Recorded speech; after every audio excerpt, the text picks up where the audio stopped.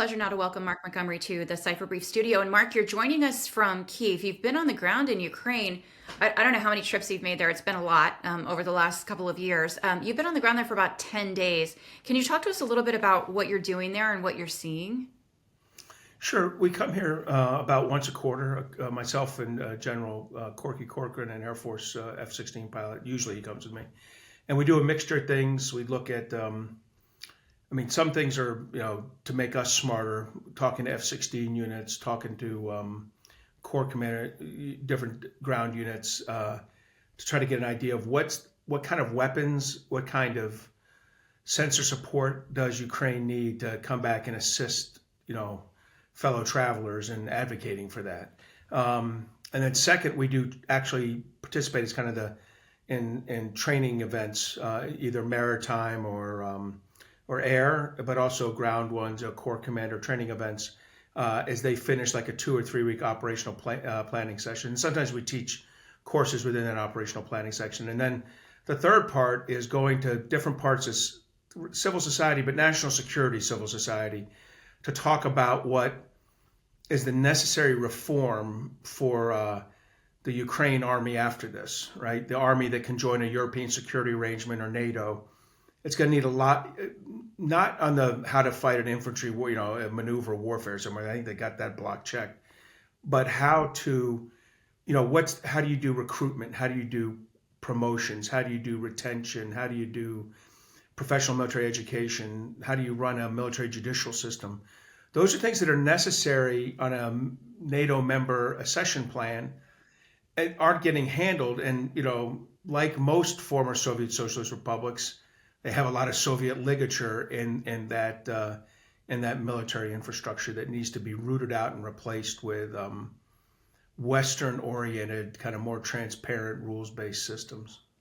Yeah, I understand, almost since the full-scale Russian invasion began 3.5 years ago now, they've been looking forward to how does Ukraine position itself to be a better partner to hopefully be a member of NATO in the future, which, well, it's probably not going to be on the table, but the war hasn't been won yet. So for 3.5 years, they've been planning forward, and we still, at this point in time, aren't any closer to either backing them in the way that they need to win this war, but they're not losing. I want to talk a little bit about that. How do you feel about that after spending 10 days with a lot of the folks you've been talking to there?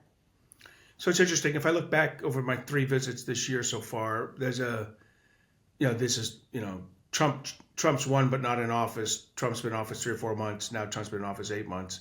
Right. There's a growing realization that the Biden plan was probably playing for a tie, which was bad. The Trump plan is, I have no idea what we're doing, which is, because of the insecurity is worse. And, if you listen to, they listen to President Trump very carefully, it sounds every 2 weeks, it sounds like this is the week, that the rent gets paid, and you're going to get what you need. And that just hasn't happened. I mean, I should be fair. There have been additional tariffs placed on India, for being receiving shadow fleet fossil fuels. Hasn't changed India's policy on that. So clearly they have to be higher. And then most importantly, they haven't held China accountable. And China is the country second most at war with Ukraine. Russia's clearly number one, but people might think it's North Korea with the troops and the munitions, or Iran with the Shaheeds, and all that stuff is tough. But China's backstopping the Russian economy. That's what's bleeding Ukraine. By the way, it's bleeding Russia in a way too. And it's distracting the United States and Europe. And my guess is that's the Chinese plan. Extend this war ad infinitum.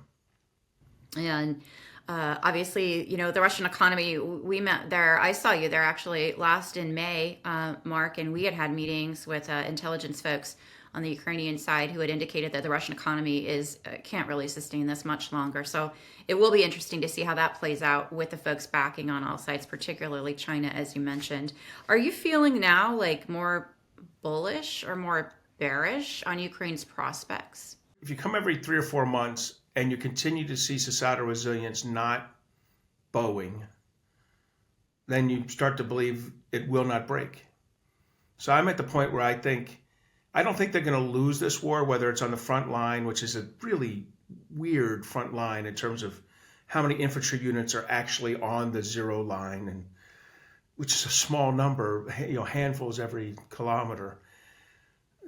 I don't see that breaking in a substantial way, and I don't see the resilience of the Ukrainian people breaking from the critical infrastructure attacks. I think the Russian people haven't been tested. Certainly not the Russian people who support Vladimir Putin's leadership. And that's the mothers and fathers and grandparents of kids west of the Urals. When those kids are the ones being used in a meat grinder, when their economy is in the dumpster, from this from a reduction in GDP, in export of fossil fuel exports because we do the right thing. That's in pressure. I'm not sure they've demonstrated they have the resilience in the same way that I know the Ukrainians have. So I guess every visit, I'm more convinced than the previous visit that the Ukrainians aren't going to lose. I can't describe victory yet, but I don't think they're going to lose.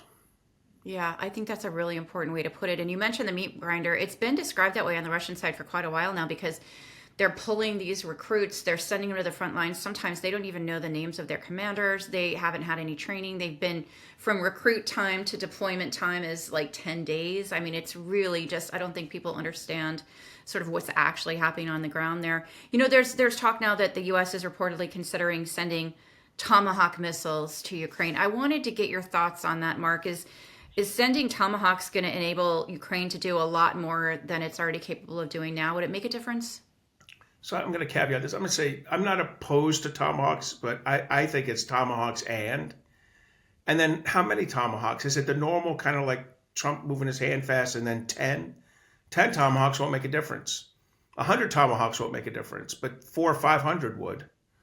Is the U.S. willing to part with 400 or 500? Can Europe take a deep breath and pay for 400 or 500? And what are the Tomahawks going to look like? Are we going to strip them of certain capabilities and capacity? Then it becomes a slow, land attack cruise missile. So I'm not sure. What I am sure, the Tomahawk would be helpful. What I'm sure would be much more, I think, operationally game-changing is the provision of the ERAM. And I'm thrilled with what the U.S. Air Force and the U.S. Department of Defense writ large have done, which is the extended range attack munition, which is effectively a small cruise missile with extended ranges well beyond ATACMS, less than Tomahawk. And there's multiple variants of it. And it's built by companies whose names I didn't know 3 years ago, like Zone 5 and Cospire. I just didn't know these. And that's fantastic. And when it begins to deliver, we'll say, it'll be drips and drabs for a few months, 10 here, 20 there. But eventually it gets up to about 100 a month for 20 months. And you can fire it from MiG-29s or Sukhois or F-16s. Oh, you're going to stretch the battlefield for the Russians. You're going to put logistics and command and control and troop aggregation sites farther and farther from the front line. And I don't think the Russians have demonstrated the ability to kind of properly control and support forces at a range, at distance. I don't think they demonstrated the ability to do it up close. You stretch them out like that. You combine that kind of operational pressure with the strategic pressure from the long-range unmanned UASs they've been using, and maybe Tomahawk, on the refineries particularly. Those two things together can really cause Putin to readjust his thinking without Trump having to do the sanctions that he's apparently loath to do on China. So, from my perspective, things could get better. So it's not Tomahawks alone or Tomahawks or, it's Tomahawks and the and is the big thing. And that and to me is the ERAM, extended range attack munition. I think that would really strategically kind of change operations in the battle space. And you really clearly laid out why. I appreciate that. Let's just talk for a minute before I let you go about escalation. Obviously, Moscow is sort of rattling the sabers over the Tomahawk considerations here. How are you sort of seeing Russia's threats really to the U.S. In this case in particular, and what they're actually capable of absorbing and actually doing when it comes to escalating the conflict. So, look, Russia and China practice this provocation principle. A guy who works for me at FDD, Foundation for Defense of Democracy, named Brad Bowman, talks about this a lot. That we democracies bend and capitulate to the fear that an authoritarian regime might do something because they announce that they've got a red line or they've got an issue, and they provoke us. They tell us that the provocation will cause them to overreact, and therefore we should stand back. At no point ever do they have this same sense of decorum or restraint, right? But apparently we're supposed to practice that restraint. So enough of that crap. We need to do what we think is right. If it's tomahawks and I'm wrong, it's all tomahawks, fine. If it's tomahawks and ERAM, which is what I think it is, great. If it was ERAM alone, I think I'd be great. And what I say is, I would not back off. I mean, one reason I kind of support tomahawks now is because the Russians oppose them so much, and I feel like compelled to not, for other reasons, go along with them. Yeah. But, the Russians are going to learn that they were complaining about the wrong thing. And by the time they learn that lesson, I think they're going to be in a lot of pain. That's really interesting. Mark, what is your key takeaway from this third trip now, you said, this year so far? Hey, look, to me, this is the time we're starting to see the effective use of aviation units by the Ukrainians in the defense of their critical infrastructure. We're seeing attack drones start to evidence themselves. We're seeing helicopters with shooting down drones. The advanced persistent kill weapons is something I've argued for a few times in interviews with you, is now with their F-16s and shooting down drones.